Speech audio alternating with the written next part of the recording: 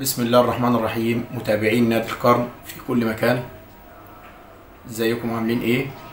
تكملة للحلقة اللي فاتت، النهاردة هنكمل رد على لارين. بس في الاول يا ريت اللي ما اشتركش في القناة يشترك ويفعل زر الجرس عشان يوصله كل جديد، وما تنسوش اللايك والشير.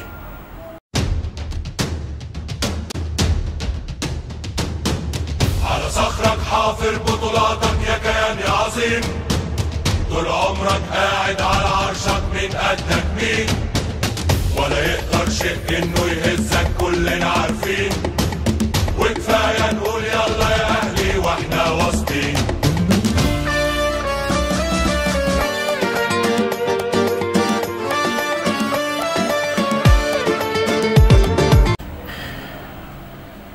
بالنسبة للعيبة اللي كانت بتيجي الأهلي والأهلي بيسيبها، فده طبعا ما يجيش جزء يتجزأ من لعيبة الزمالك اللي بتيجي وبتفشل في الزمالك وبتمشي.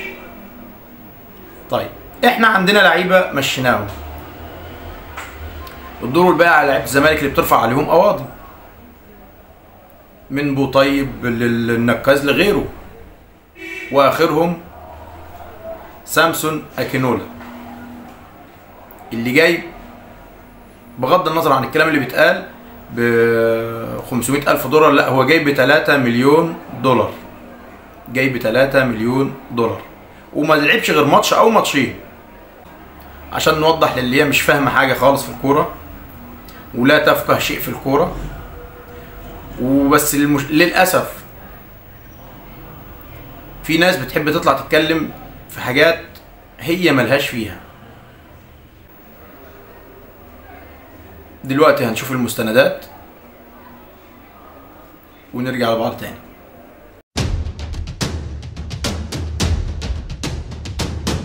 على صخرك حافر بطولاتك يا كيان يا عظيم، طول عمرك قاعد على عرشك من قدك مين، ولا يقدر شيء انه يهزك كلنا عارفين، وكفايه نقول يلا يا اهلي واحنا واثقين.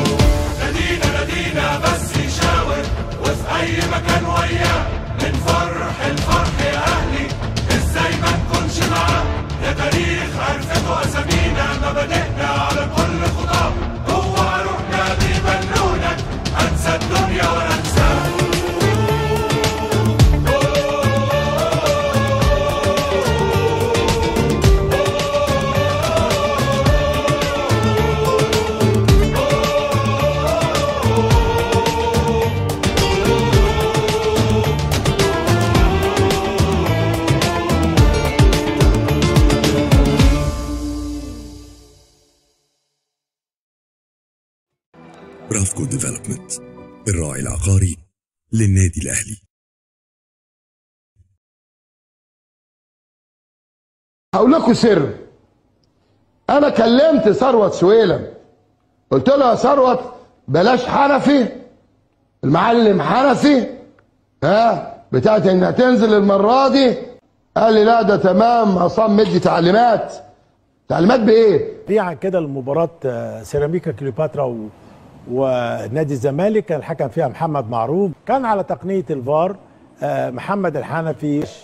لكن الفار انا عايز اقول ليه ما ندلوش انه يشوف اما يحسبش. بص اللاعب النهارده مسك ساب نمشي، بص بقى ده بيشد تاني وبعدين جابه ازاي، التاني جه بص لايده الدفع بتاع المسلوسي، بص ايده بيزق ازاي بايده، خلاص اذا في دفع اسقطه.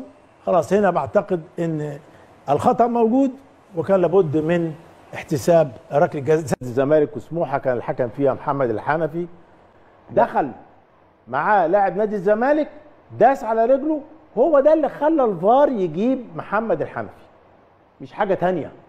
هو ده اللي خلى الفار يجيب، لان هو بعد ادي اهو ادي الدخله اهي، هو النهارده ما سقطش ابدا الا لما الرجل جت على الرجل وداس عليه بالشكل ده.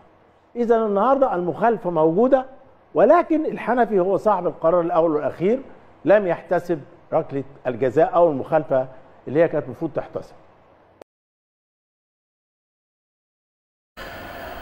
أطلق الإعلامي أحمد شوبير حارس مرمى النادي الأهلي العديد من التصريحات المثيرة عن المهاجم الفرنسي أنطوني موديست الوافد الجديد للقلعة الحمراء خلال فترة الانتقالات الصيفية الماضية.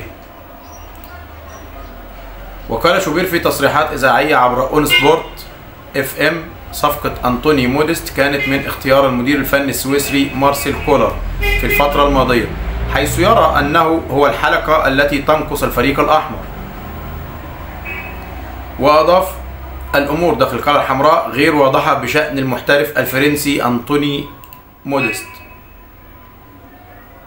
حيث القصة لم تتضح بشأنه. ده طبعا اللي احنا اتكلمنا فيه قبل كده. اول ما انطوني موديست جه وانا طلعت واتكلمت، اول واحد اتكلم عن انطوني موديست، الناس كلها كانت فرحانه بالصفقه، وانا الوحيد اللي قلت اتمنى ان الصفقه تنجح في الاهلي. انطوني موديست قلت عنده 35 سنه، وقلت مش مشكله، جايز يبقى عنده 35 سنه بس يبقى زي لوكا مودريتش، عنده برضه 35 سنه والراجل مكسر الدنيا. بس هي المشكلة مش في السن خالص، المشكلة لاعب زي ده الموسم اللي لعبه آخر موسم ليه كان بيلعب في بروسيا دورتموند الألماني. طيب بعد ما خلص عقده أو هم اللي فسخوا العقد معاه، الراجل ده ما جاش ليه عرض ليه؟ ما جاش له عرض ليه؟ لما الاهلي اتعاقد معاه كان قاعد في بيته. ده اللي احنا اتكلمنا فيه بالظبط، الراجل قاعد في بيته والاهلي جابه من بيته، ما جابوش من نادي. زي ما قلت قبل كده، هو الاهلي راح خبط على بيته، او امير توفيق راح خبط على بيته، فاضي يا اسطى؟ ايوه فاضي، طب تعالى معانا، عايزينك معانا في الاهلي، عايزينك تلعب في الاهلي. الراجل ده لو هو تاريخه كان حاجة محترمة، بس بغض النظر عن التاريخ، احنا اللاعب اللي احنا المفروض نجيبه يكون لاعب بيحافظ على لياقته البدنية، يكون بيحافظ على مهارته، يحافظ على اللياقة البدنية بتاعته ويحافظ على المهارة بتاعته. ده رقم واحد. رقم اتنين وهو الأهم، لو ما زال الفورمة بتاعته متوسطة، ليه ما جاش ليه عقد؟ ليه ما فيش نادي دخل ينافس الاهلي على انطوني موديست؟ يعني ده اصلا يعني ما يستدعيش ان اداره الاهلي او مدير الصفقات انه يفكر؟ ليه اللاعب ده حر؟ ده لاعب حر، ليه ما جاش ليه عروض؟ ليه الاهلي راح جابه زي ما يعني بالبلدي كده، جابوا من على قهوه وقدموا على قهوه؟ ليه اللاعب ده ما كانش عنده عروض؟ دلوقتي اللي اتضح من الكابتن احمد شوبير ان خلاص الاهلي، مع انه ده ماتش واحد، بس انا طبعا اتكلمت قلت لا هو لسه ما ظهرش، احنا هنديله فرصته، على الرغم انه في اول ماتش المفروض ان في بتبقى فيه مبررات او في حاجات بتدل ان الصفقه لا تنجح في الاهلي. ما شفناش ده مع انطوني موديست، على عكس اللي احنا شفناه مع امام عاشور، وعلى عكس اللي احنا شفناه مع رضا سليم. وانا طلعت اتكلمت على الصفقتين دول، امام عاشور ورضا سليم، وهنشرح لكم قصه امام عاشور واللعب اللي كان بيدور حوالين صفقه امام عاشور. نكمل تصريحات كابتن احمد شوبير، واضاف: هل سوف يتأقلم أنطوني موديست على الأجواء والظروف سريعا داخل النادي الأهلي أم يضيع الوقت على نفسه؟ هل هيتأقلم أم هيضيع الوقت على نفسه؟ أنا هقف عند الجملة دي، إن هو هيتأقلم أو هيضيع الوقت على نفسه. الجملة دي بتدينا إيحاء إن بنسبة 90% هيضيع الوقت على نفسه. ده مبرر عشان يمشي. هي بدأت بالمبررات، أو بمعنى أوضح كابتن أحمد شوبير شايف إن أنطوني موديست مش المهاجم اللي إحنا منتظرينه. وتابع: موديست مطالب بالدخول في مناخ وأجواء الدوري المصري وأن لا يشعر بالغربة خلال تواجده مع القلعة الحمراء. وزاد: المهاجم الفرنسي عليه أن يضبط نفسه في ساعة الدوري المصري، خاصة أن هناك حالة من التفاؤل داخل القلعة الحمراء بعد الإعلان عن التعاقد معه في صفقة انتقال حر. وانتقل أنطوني موديست إلى القلعة الحمراء لمدة موسمين، وذلك بعد انتهاء فترة تواجد الفرنسي مع فريق بروسيا دورتموند الألماني.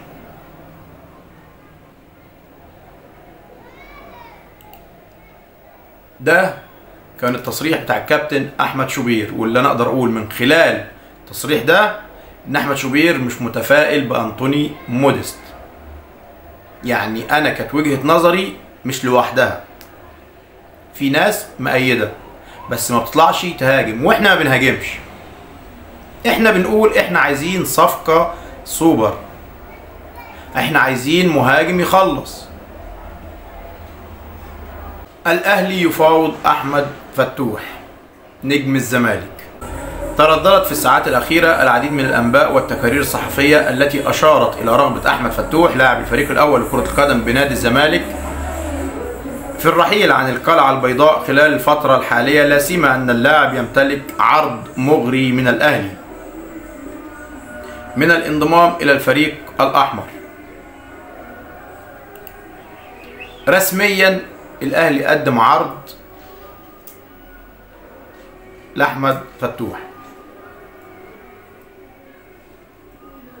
أشارت التقارير الصحفية إلى أن هناك تواصل مستمر من قبل المسؤولين داخل النادي الأهلي مع أحمد فتوح لاعب الفريق الأول لكرة القدم بنادي الزمالك من أجل الحصول على خدماته خلال الفترة المقبلة، لا سيما أن اللاعب يحق له التوقيع إلى أي فريق في يناير المقبل. أحمد فتوح لاعب الفريق الأول لكرة القدم بنادي الزمالك يشترط الحصول على نفس قيمة عقد أحمد سيد زيزو زميله بالفريق من أجل الاستمرار داخل الفريق الأبيض.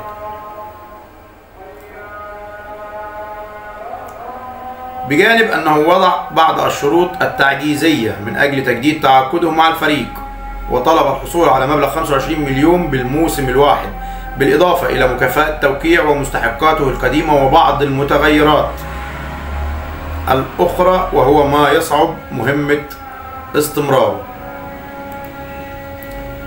نفس ما عمل أحمد سيد زيزو عمل أحمد فتوح، طلب إن هو يتساوى العقد بتاعه بعقد أحمد فتوح، ده رقم واحد. رقم اتنين، طلب جميع المستحقات المتأخرة عليه، المتأخرة ليه طلبها، طلب جميع المستحقات المتأخرة ليه لدى نادي الزمالك مع 25% من قيمة العقد الجديد. يعني دي شروط تعجيزية عشان فتوح يجي الأهلي.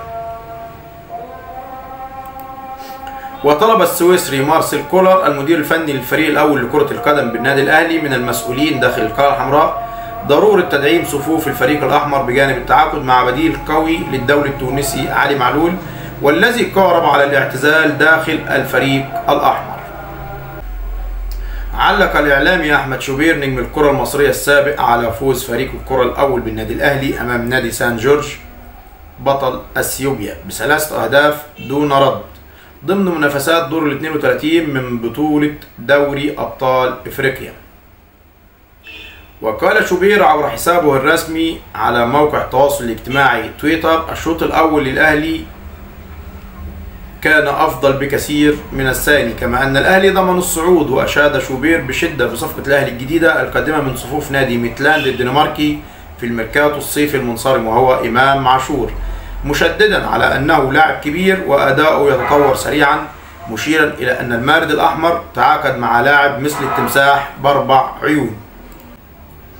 ميدو عن تصريحه حول مباراة الأهلي والاتحاد السعودي المحتملة في كأس العالم: كنت بهزر. لا، ده بعد ما اتسلخت، انت ما كنتش بتهزر. وهنعرض كمان الحلقة بتاعتك، الكلام اللي انت قلته متسجل عندنا وهنعرضه عشان تشوف انت كنت بتهزر ولا لا. نشوف التصريح بتاعه ونرجع لبعض تاني.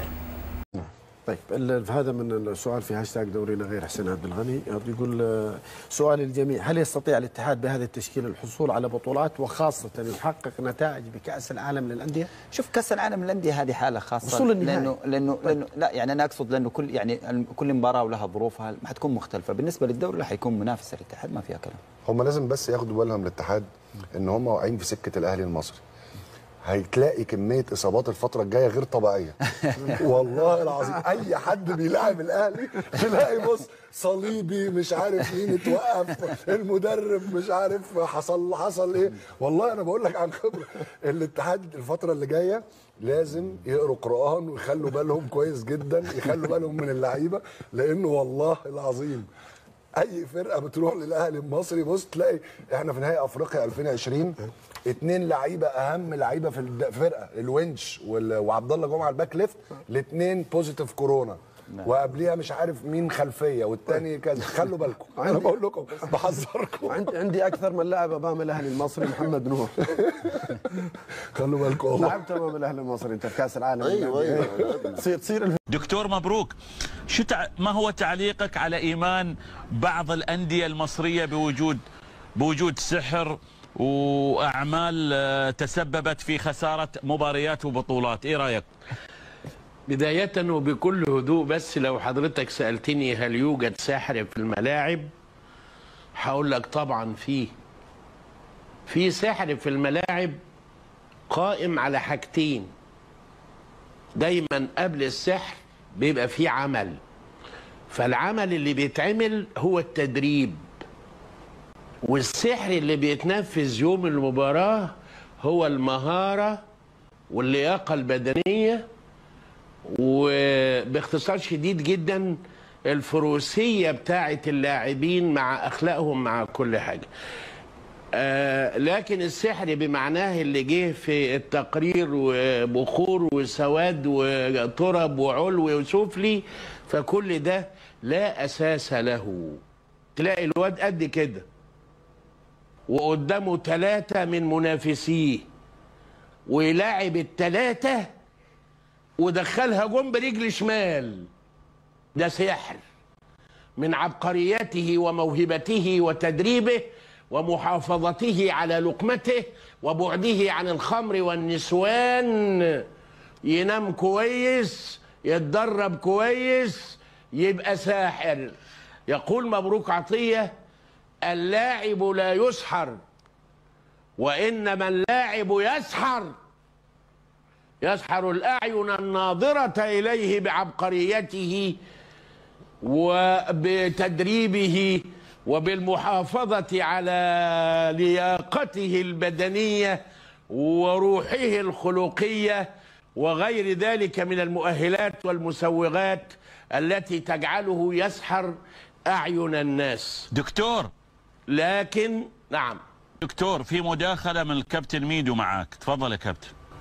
يعني انت حضرتك بتقول بعد كل اللي احنا شفناه ده ان مفيش سحر في الكوره، صح؟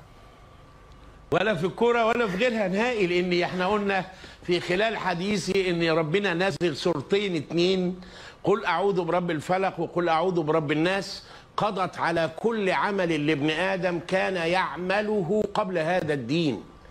حضرتك تشوف وانا اشوف وتشوف العجب من التخاريف والدجل، لكن لا يؤثر ذلك. وانا سمعت يا كابتن حوارك ليه الاهلي بينزل ثابت وليه الزمالك بينزل اقل ثباتا منه، وحضرتك قلت اجابه ترضي الله وترضي الرسول صلى الله عليه وسلم وترضي العقل، وهي ان الاهلي بينتصر كتير وداخل عنده الثقه وداخل كذا. ده الكلام الذي يقبله الله ويقبله الرسول. حلو والله مطلع اغنيه. خدوا بالكم ميدو بيحذركم، انت ما بتطلعش تتكلم غير لما بتشد لك السيجارتين المحترمين بتوعك، وفي الاخر تطلع بقى تهرتل اي كلام وتهبد اي كلام والناس كلها عارفاه. انت هبيد، انت يا احمد يا ميدو هبيد. وعشان بس تبقى واصله لك المعلومه، انت مالكش قيمه في الكره المصريه ولا الاحتراف بتاعك تماما. فيما علق على اداء الزمالك في الفتره الاخيره، حيث قال ما ينفعش نقارن لاعبي الزمالك بمانشستر سيتي، وأوسوريو يتحمل التقصير في فتره اعداد الفريق، بينما يتحمل لاعبي الفريق جزء من مسؤوليه سلبيه نتائج الفريق. انت عايز تقارن الزمالك بمانشستر سيتي؟ ده ازاي؟ لا والله ازاي صحيح؟ الزمالك اللي هيتقارن بمانشستر سيتي؟ ده احنا الله وكيل احنا نظلم فريق غزل المحله لو قارنا الزمالك بغزل المحله. هو انت ايه يا راجل؟ انت ما سمعتش كلام الدوسري الراجل المحترم السعودي؟ لا لك انت هجاص، انت هجاص والله هجاص. واضاف محمد عواد يستحق التواجد اساسيا في تشكيل الزمالك، ومباراة ارتا سولر ستكون مصيرية في موسم نادي الزمالك وستحدد مستقبل أوسوريو، والنادي قادر على المنافسة للفوز بالكونفدرالية هذا الموسم. هو أوسوريو اللي انت بتتكلم عليه ده مش طلع خالد الغندور اول ما تعاقدتوا مع أوسوريو قال لك اوبا ايوه بقى ايه؟ ايوه بقى والله انتوا عالم. بص انتوا من الاخر زرط في الهواء الطلق، انتوا كده زرطوا في الهواء الطلق. موسيماني يقترب من العودة للدوري المصري عبر هذا الفريق. في الوقت الحالي يترقب عشاق الكرة المصرية مستجدات مهمة تتعلق بالمدرب البرتغالي جيمي باتشيكو الذي يشرف على تدريبات فريق بيراميدز. وقد أثار باتشيكو الدهشة بطلبه الرحيل عن قيادة الفريق بعد مباراة البنك الأهلي في الدوري المصري. ومن المعروف أن باتشيكو تلقى عرضا مغريا من فريق مارسيليا الفرنسي لتدريبه في الموسم الحالي. هذا العرض أثار تساؤلات حول مستقبله المهني والمسار الذي سيختاره. وفيما يتعلق بمستقبل فريق بيراميدز، يعتبر بيتسو موسيماني واحدا من الخيارات القوية لتولي المسؤولية في حال رحيل باتشيكو، وتوجد مفاوضات جارية بين إدارة النادي وبيتسو موسيماني، وقد تكون هذه الخطوة هامة في مسيرته المهنية. لكن هناك شرطا جزائيا يجب دفعه لإتمام انتقال بيتسو موسيماني إلى بيراميدز، وهو أمر قد يكون مكلفا. بالإضافة إلى ذلك يجب التأكد من رحيل باتشيكو عن الفريق السماوي قبل التفاوض النهائي. بيراميدز بيفاوض بيتسو موسيماني خلفا للمدير الفني باتشيكو. طبعا جابوا موسيماني، جابوا يورجن كلوب، مش هتعملوا حاجه. كده نكون وصلنا لنهايه الحلقه، ويا ريت اللي ما اشتركش يشترك في القناه ويفعل زر الجرس عشان يوصلوا كل جديد، وما تنسوناش في اللايك والشير.